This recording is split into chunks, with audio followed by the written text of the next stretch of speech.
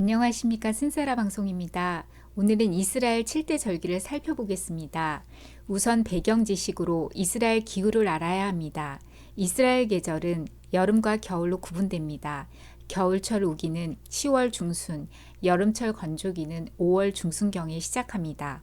봄과 가을은 우기와 건기 사이 짧은 기간 동안 있는 계절이 되겠습니다. 다음으로 이스라엘 절기는 어떤 특징이 있을까요? 레위기 23장에서 하나님은 이스라엘 7대 절기를 직접 제정하셨고 이를 통해 인류 구원의 예언 스케줄을 제시하셨습니다. 그리고 이방 민족의 절기와 다르게 먼저 절기가 만들어지고 그 절기에 맞추어 사건이 발생합니다.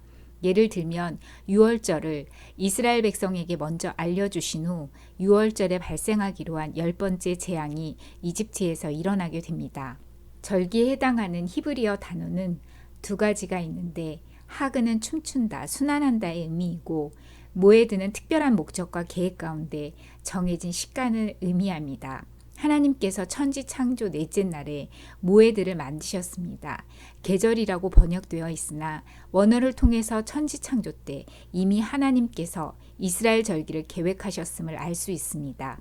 같은 날 창조된 해, 달, 별들이 절기에 맞추어 운행되고 있습니다. 7대 절기는 이스라엘 추수 시즌과 관련이 있습니다. 10월 정도에 파종한 곡식이 겨울의 이른 비와 늦은 비를 통해 3월에서 5월에 추수를 하게 됩니다. 곡식은 보리, 밀, 쌀, 보리 등입니다. 그리고 여름 건조기에는 뜨거운 태양빛을 받고 포도부터 시작해 무화과, 석류, 올리브, 대추, 야자로 이어지는 여름 과실들이 맺히게 됩니다. 처음 새 명절인 유월절, 무교절, 초실절은 봄비라고도 부르는 우기 늦은 비 시즌에 있는 절기로서 예수 그리스도의 초림과 인류 구원 사역을 보여줍니다. 넷째 명절인 칠칠절은 성령님의 강림과 교회 시대를 나타냅니다.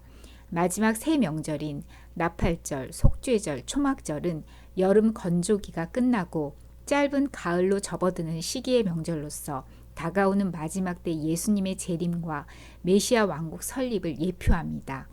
구체적으로 유월절은 어린 양 예수 그리스도의 십자가 죽음을 예표합니다.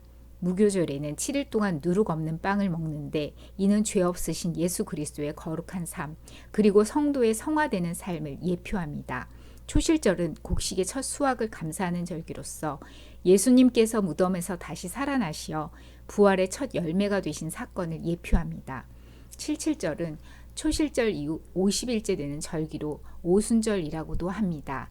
이스라엘이 이집트를 탈출한 후 50일 되는 셋째 달 셋째 날 하나님께서 시내산에 강림하셨듯이 예수님께서 다시 살아나신 후 50일째 성령님께서 교회에 임하는 것을 예표합니다.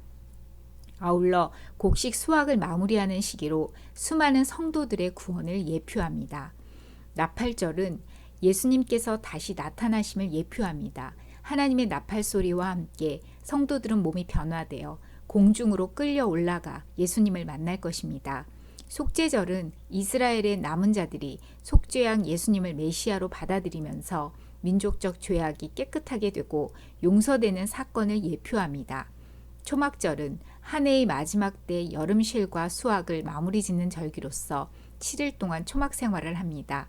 이는 마지막 때 메시아이신 예수님께서 이 땅에서 사람들, 특히 이스라엘 백성과 함께 거하게 됨을 예표하는 절기입니다. 이때 모든 것이 완전해지고 궁극적인 회복이 이루어집니다. 이스라엘 백성은 매년 세 차례 무교절, 칠칠절, 초막절 절기에 예루살렘에 모였습니다.